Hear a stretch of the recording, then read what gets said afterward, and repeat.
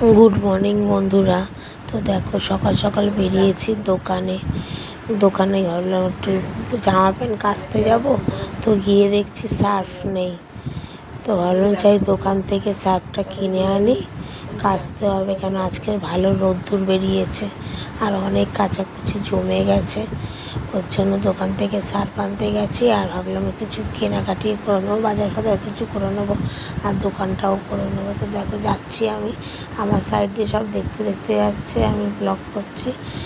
তো এই দেখো বাড়ির কাছেই দোকান। আর একটা জিনিস কী বলো তো, দোকান থেকে মানে অন্য বাজারে যেতে হয় না, দোকানের পাশেই বাজার বসে, সবজি বাজারই বসে, মাছ ফাছ সব বসে না, তো সুবিধা হয় নেওয়ার জন্য, চটজলদি কারেন্ট করার জন্য। গেছে, এখনো অবধি আমরা বসে আছি আর এখনো অবধি কোনো কাজই হয়নি। আর হয়নি, আমাদের কাচাকুচিও করতে পারছি না, কেন কারেন্ট নেই তো। পাম্প চালানো হয়েছে কিন্তু কারেন্ট নেই বলে আমাদের এই কোনো কাচাকুচি হচ্ছে না আর কোনো কাজও করতে পারছি না, চুপচাপ বসে রয়েছি। হ্যাঁ, তো দেখি কতক্ষণের পর কারেন্টটা আসছে, তারপরে দেখা যাক কি হয় না। বুঝতে পারছি না গো কখন কারেন্টটা গেছে, এখনো অবধি আসছে না কারেন্ট।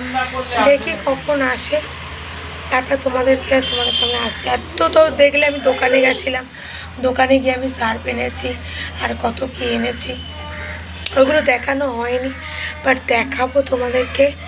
তো ঠিক আছে চলো, কারেন্ট কখন আসবে না। বাচ্চাগুলো গরমে এত কষ্ট পাচ্ছে, মানে সাংঘাতিকভাবে গরমে কষ্ট পাচ্ছে, মানে ধারণার বাইরে। এতটা পরে আর চারতলার ওপর, তো চারতলার ওপরে আমাদের এসি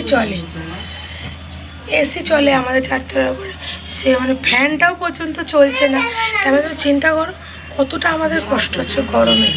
তো ঠিক আছে, দেখি কারেন্টটা কখন আসে, ভালো লাগছে না, ভিজিয়ে রেখেছি, কাচাকুচি করতে পারছি না। তো দেখো আমি জামা কাপড় ভিজিয়ে রেখেছি, এখনো কাচতে পারিনি। এ দেখো এই বালতি ভেজানো আছে, এই চাদর কাচতে হবে, কিচ্ছু হয়নি। জলের জন্য কিছু কাচতে পারছি না, জলের জন্য না, মানে জল আছে কিন্তু কারেন্টের জন্য আমি করতে পারছি না। দেখি কখন কারেন্ট আসে, ভালো লাগছে না, কারেন্ট নেই, বিরক্ত লাগছে। আর কি বলতো, এই যে জায়গায় আমরা এসছি এখানে না কারেন্টটা চলে গেলে সহজে আসে না, সে কারেন্টের লোককে খবর দিতে হবে, তারপরে কি কারেন্টের লোক আসবে, কারেন্ট দেখবে, তারপরে কারেন্ট ঢুকবে। এর আগে সহজে কারেন্ট আসে না। সেই একবার আমরা যখন মাঝখানে খুব গরম পড়লো না, তো ওই গরমে 3বার আমাদের কারেন্ট গেছে, সহজে কারেন্ট আসে না, সে 4টে-3টের সময় কারেন্ট আসে। সেটাই ভাবছি, এখানে তো কারেন্ট গেলে কারেন্ট আসে না, কখন আসবে কি জানি। তো ঠিক আছে, দেখি কখন আসে, পরে আসছে তোমাদের সামনে। কারেন্টটা ফাইনালি এতক্ষণের পর এলো। কটার সময় যেন কারেন্ট গেছিল আমার? 2 ঘন্টার পরে এসছে, মানে 1-2 ঘন্টার পরে এসছে। আর তোমাদের সামনে আমি অনেকক্ষণ পর এলাম, যেগুলো আমি 3 ঘন্টা না 3-4 ঘন্টার পর কারেন্ট এলো। আসার পর আমি কেচে আসার পর তোমাদের কাছে আমি এলাম ফাইনালি। মানে কতক্ষণ আমরা কারেন্ট ছেড়ে বসেছিলাম যে কখন কারেন্ট আসবে আমরা কাচতে যাব। আর যেন আমরা রান্নাও করতে পারছিলাম না। আমরা তো বেশিরভাগ রান্না ইন্ডাস্ট্রিক ওভেনেই করি।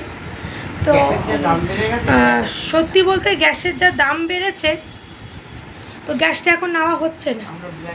তো আমরা তো ব্ল্যাকে গ্যাস নিই, আমার মা সাইড দিয়ে বলছে, আমরা তো ব্ল্যাকে গ্যাস নিই, আর অনেক টাকা এখন দাম আছে, তাই এখন আমাদের ওটা নেওয়া হচ্ছে না।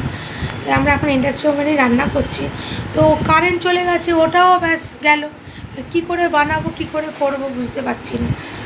তো ফাইনালি কারেন্টটা এসছে, কাচাকুচিও করেছি, মা রান্নাও করছে। মানে বেলা করে তো আমাদের হয়, মানে আজকে আরও বেলা হয়ে গেছে, প্রচুর বেলা হয়ে গেছে। ওই যে আমার মা ওদিকে শুয়ে আছে, এই যে, তাই না, আজকে আরো বেলা হয়ে গেছে। এমনি বেলা করে আমাদের রান্নাবান্না হয়, খাওয়া দাওয়া হয়। এই বাচ্চাগুলোর জন্য সারা রাত জেগে থাকতে হয়, ভোরবেলা আমরা ঘুমাই, আর উঠতে বেলা হয়ে যায়, 12টা বেজে যায়। এই আজ কারেন্ট চলে গেছে, আরও দেরি হয়ে গেছে। চা করলাম, বাচ্চাদের জন্য রোল বানালাম, তারপরে আমাদের জন্য পরোটা করলাম, এবারে আমরা করবো। ভাত বসালাম। হ্যাঁ, এবারে ঘর আস্তে আস্তে পরিষ্কার করব। পরিষ্কার করার পর স্নান ফান করবো, আজকে পুজো দেবো। তো ঠিক আছে, রান্না এখনো হয়নি, রান্না সবাই ভাত বসিয়েছে আর বাচ্চাদের জন্য রোল বানিয়েছিল, ওটাই খেলো এখন। আমরা চা পরোটা খেয়েছি। আর আমরা চা আর পরোটা খেয়েছি। ঠিক আছে, চলো আমি পরে আবার আসছি।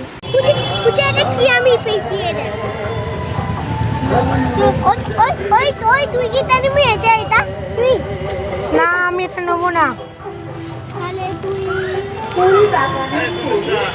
তো দেখো, মেলায় এসেছি, কসমেটিক জিনিস রয়েছে, সেগুলো নিতে এসেছি।